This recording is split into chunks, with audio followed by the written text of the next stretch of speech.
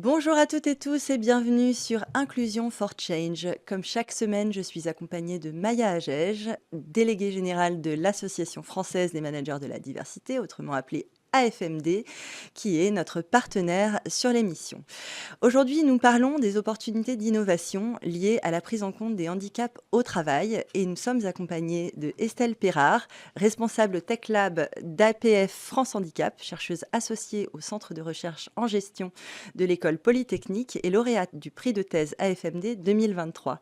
Bonjour Estelle. Bonjour. Et nous sommes également avec Kim Elmbold, VP Innovation, Insight et Foresight au groupe SEB. Merci d'être présent Bonjour. sur ce plateau. Avant toute chose, j'aimerais que nous visionnions ensemble un exemple de design inclusif qui nous a été présenté par Miloud Benahouda, président de Barilla, Europe de l'Ouest.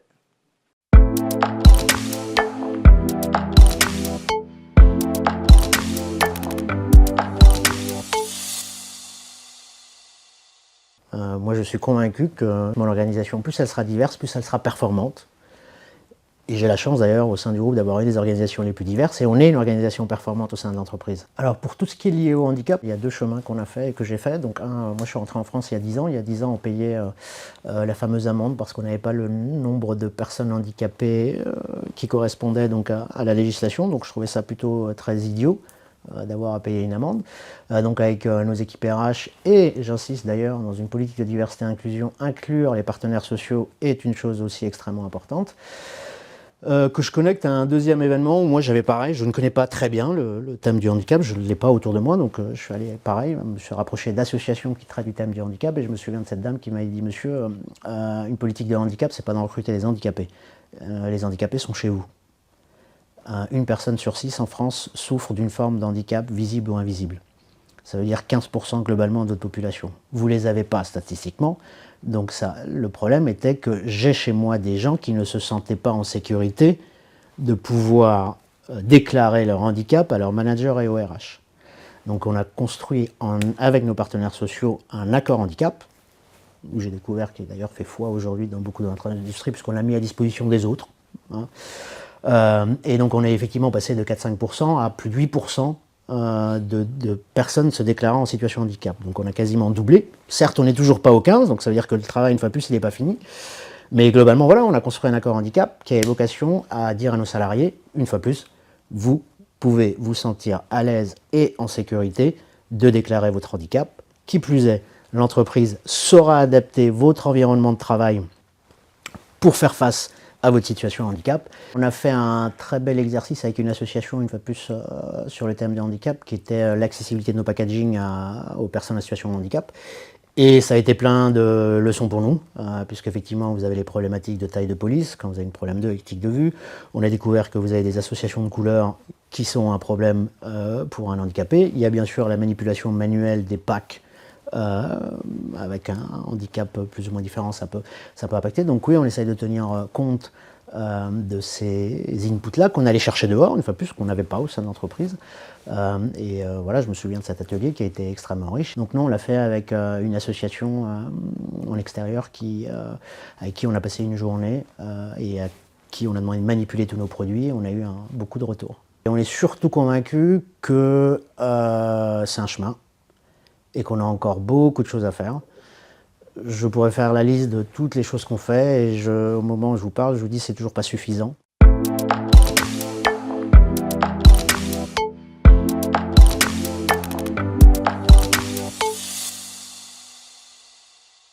De retour sur le plateau d'Inclusion for Change, d'abord Estelle Perrard et Kim Elmbold, quelles sont vos réactions à ce que nous venons de voir ? Je pense que là, on est sur un exemple typique d'innovation inclusive, c'est-à-dire d'innovation avec et pour des publics qui ont pu être à un moment donné oubliés dans le processus de conception.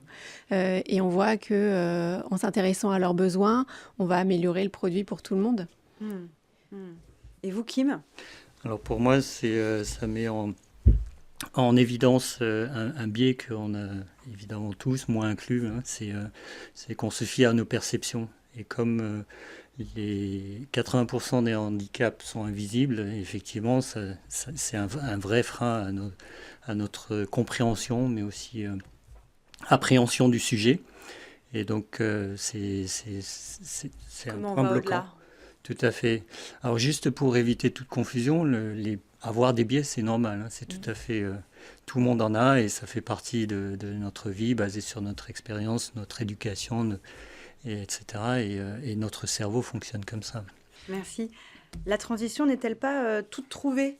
Parce que Estelle, vous avez parlé de innover avec et innover pour, et c'est le titre de l'ouvrage que nous avons rédigé. Enfin, on ne va pas rédiger ensemble, vous l'avez rédigé, Estelle. Et ce qu'on avait fait, en fait, c'est qu'on avait pris une partie de votre thèse, et on va parler de votre thèse en partie dans cette émission. Et avec cet ouvrage dont je vais rappeler le titre, L'innovation inclusive au service de la transformation des organisations. Et à l'intérieur de cet ouvrage, en fait, vous essayez d'explorer comment l'innovation inclusive peut être un pilier fondamental de l'innovation, de toutes les démarches d'innovation. Est-ce que vous pouvez déjà nous dire concrètement, c'est quoi l'innovation inclusive? Mais l'innovation inclusive, c'est l'innovation qui va s'intéresser à ces publics qui peuvent être oubliés, l'innovation ou exclus. L'innovation inclusive, elle part du constat que l'innovation, le design peuvent créer de l'exclusion. Le design crée de l'exclusion quand un emballage est trop difficile à ouvrir qu'on n'y arrive pas. Le design, il crée de l'exclusion quand des interfaces sont uniquement tactiles et que du coup, une personne non-voyante ne peut pas les utiliser. Ou encore quand le métro n'a pas d'ascenseur et qu'une personne en fauteuil ou qui va avoir du mal à descendre des marches va pouvoir l'utiliser. Innover pour ces personnes, ça va être améliorer l'expérience d'utilisation pour tous. Mais entre l'innovation inclusive et l'exclusion par le design, il y a une zone grise qui est intéressante aussi à regarder, que moi j'appelle restriction d'utilisation. Cette zone grise, elle se passe quand, par exemple, un formulaire il est trop complexe à remplir, il est coûteux à remplir. Donc, on arrive à le faire, mais c'est coûteux. Quand des interfaces sont surchargées, pareil, on a du mal à s'y retrouver, mais on va finir par y arriver. Ou quand des équipements, par exemple, de sécurité n'existent qu'en taille homme, et donc une femme va pouvoir les mettre, mais ça va moins bien la protéger. Et vous, Kim, depuis très longtemps, le groupe SEB travaille sur le design inclusif. Est-ce que vous pouvez un peu nous parler de la genèse de justement la mise en place de ce que vient de présenter Estelle? Je pense que le groupe SEB, en termes d'inclusion en interne, au niveau RH, est plutôt investi et fait la promotion en termes d'employeurs. Par contre, quand j'ai rejoint le groupe SEB, je trouvais qu'il y avait un vrai manque en termes de conception de nos solutions et de nos produits. Et nous avons donc initié un ouvrage différent en collaboration avec APF France Handicap qui est intitulé Good Design Playbook et qui reprend en grande partie les principes de design inclusif. Et donc le design inclusif, c'est un sujet assez vaste, donc exactement comme Estelle l'a présenté. Une manière très simple de le mettre en valeur et de l'expliquer, c'est effectivement de dire que quand on ne pratique pas l'inclusion, on risque de pratiquer l'exclusion à travers effectivement des produits qui sont plus utilisables par certaines personnes, certains consommateurs. Donc c'est vraiment ce qu'on a mis en place. Et derrière, je pense que la conclusion, c'était aussi de vraiment être conscient de nos décisions et de nos choix et pourquoi on ne peut pas toujours effectivement créer des solutions qui soient utilisables par tous et par toutes, mais que ce soit en pleine conscience et pas par omission. Et ça veut dire que vous êtes arrivé, votre poste n'existait pas en tant que tel et que vous l'avez fait vivre pour mêler justement l'innovation et l'inclusion? Alors, le design inclusif a irrigué en fait toutes les parties, tout le processus de création de nos solutions et dans toute la chaîne. Et alors ça porte aujourd'hui l'étiquette design, mais l'idée c'était effectivement que ça ne soit pas que porté par le design, mais que ça soit évidemment porté par toute l'organisation. Pour continuer d'illustrer nos propos, je propose que nous regardions maintenant un sujet que nous avions tourné chez Publicis, où un collaborateur atteint de surdité parle de l'innovation dont lui a fait preuve pour sensibiliser sur son handicap et ses idées aussi pour permettre à l'intelligence collective d'advenir. Je vous propose qu'on regarde ça maintenant.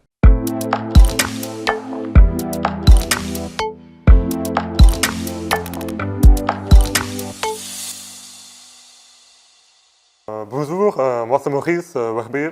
Ça fait 3 ans bientôt que je suis chez Razorfis France, qui fait partie du groupe Publicis. Je suis UX designer.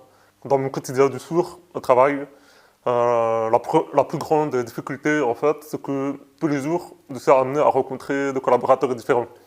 Donc, très souvent, le collaborateur que je rencontre n'a aucune idée que j'ai un handicap, étant donné que la surdité, c'est quand même un handicap assez invisible. Donc, il n'a aucune conscience de mon handicap. En plus de ça, comment se comporter avec moi, comment me parler, etc. Et donc, pour moi, c'est beaucoup de travail pour en parler, pour m'expliquer, pour lui sensibiliser.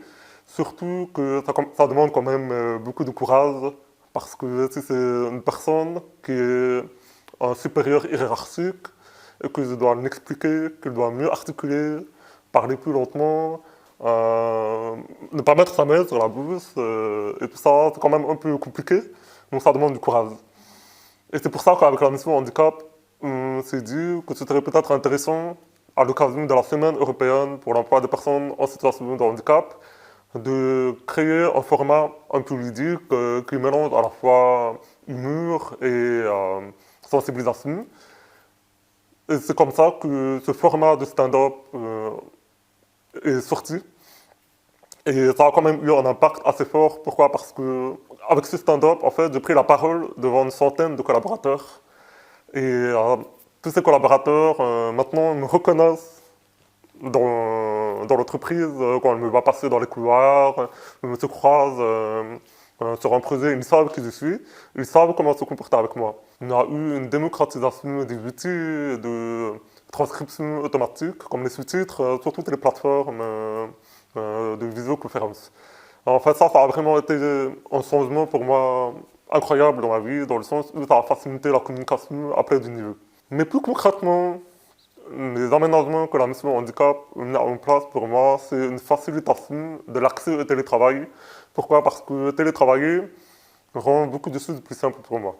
Déjà, au niveau des réunions en entreprise, c'est beaucoup plus simple de suivre à distance, surtout quand tout le monde est à distance. Pourquoi? Parce que c'est chacun son micro, le temps de prise de parole est respecté, alors que si on est en physique, on a souvent des personnes qui parlent en même temps, ou plusieurs discussions qui ont lieu dans la même salle, donc forcément ça rend le suivi un peu plus compliqué pour moi. Cette question de création d'une communauté de personnes en situation de handicap, c'est une bonne idée sur papier, mais je pense qu'il faut voir plus grand.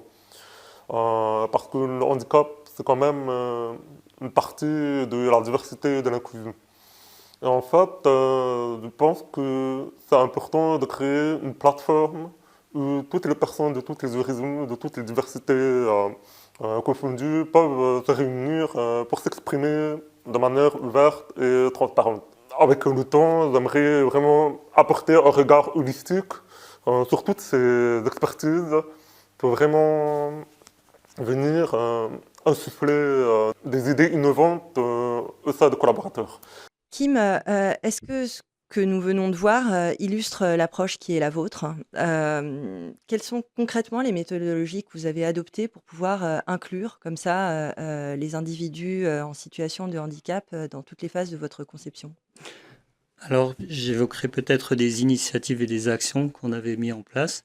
Donc, j'ai évoqué le Good Design Playbook qui reprend vraiment toute l'expérience qu'on a accumulée, la connaissance et nos outils, nos méthodologies, donc qui est aujourd'hui disponible, qui a été édité et qui est disponible pour l'organisation, mais qu'on a aussi mis en open source pour diffuser au-delà, parce que je pense qu'un des principes de l'inclusion, c'est effectivement que ça soit disponible au plus grand nombre. Donc on l'a diffusé à l'extérieur et puis aussi en anglais pour que le reste de l'organisation internationale puisse aussi appréhender ce sujet. Mais je pense que on a initié aussi d'autres éléments donc, pour vraiment sensibiliser, former le reste de l'organisation. Donc par des actions de type qu'on appelle marketing guérilla. Donc un matin, les collaborateurs se sont réveillés avec des posters dans les passages clés du campus, en interne et en externe, avec des exemples qui illustraient vraiment ces aspects d'inclusivité, mais aussi d'exclusion, donc des exemples tangibles. Et ça a créé un réel engouement. Évidemment, des webinars, des méthodologies plus classiques, utiliser la chaîne de vidéo interne, les newsletters, etc. Estelle, de votre côté, les travaux que vous menez chez APF France Handicap exhortent à repenser les approches traditionnelles de la conception de produits et de services. Quels seraient les 2 enseignements clés à en tirer, que vous pourriez nous livrer et quel lien vous faites aussi avec le témoignage de Maurice qu'on vient de voir?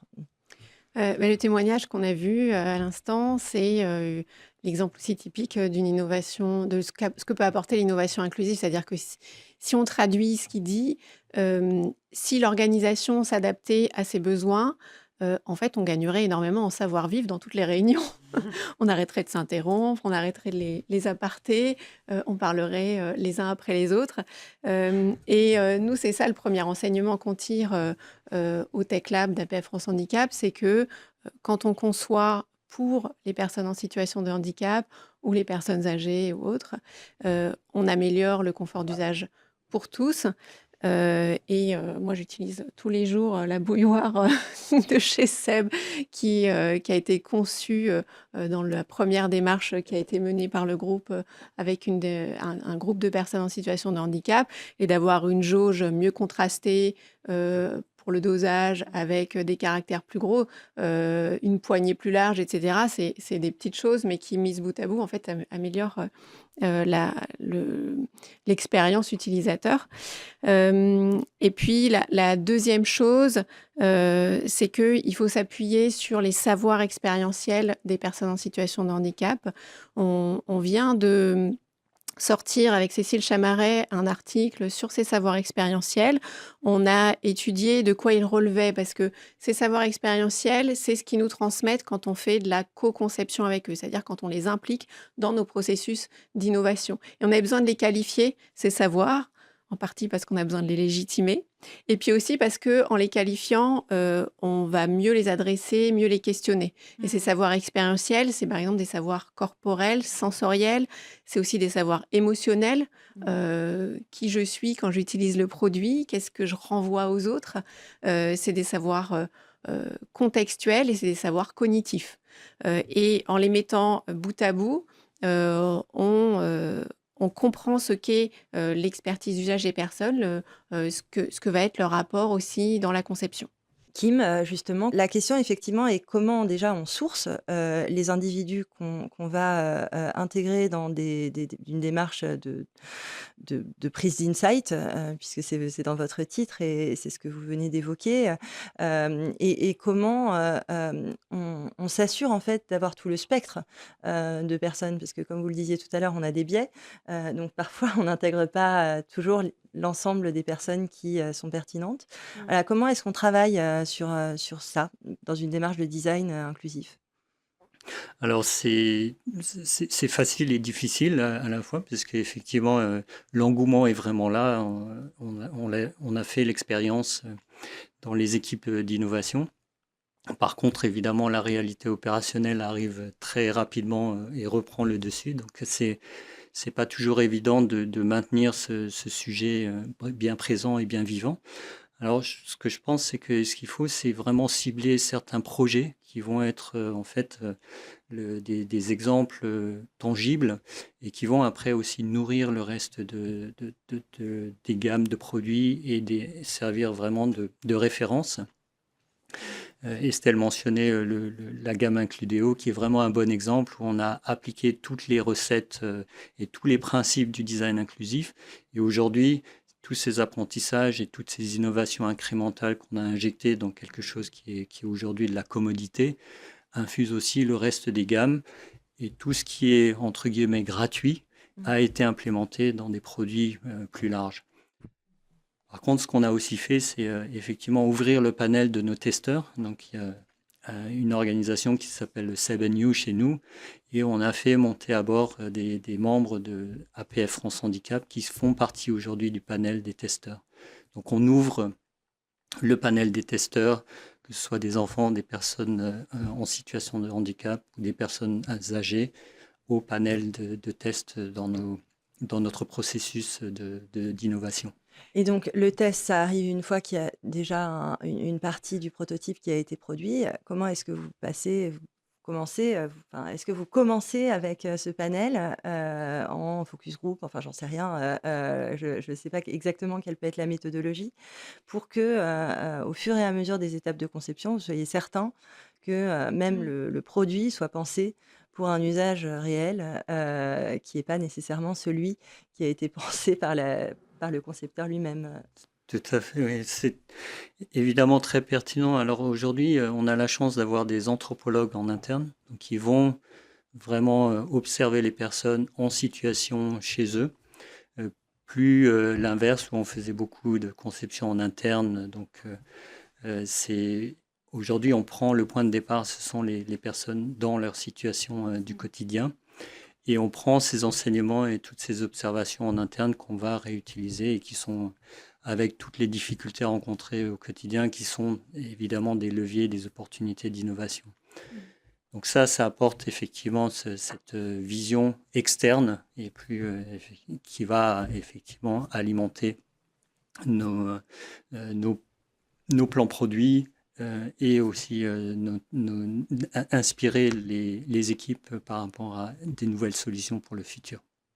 Et là, on a beaucoup parlé des aspects très opérationnels, donc comment on met en place de manière opérationnelle, mais est-ce qu'il n'y a pas des questions de marché, des questions de volume, justement de demande des clients?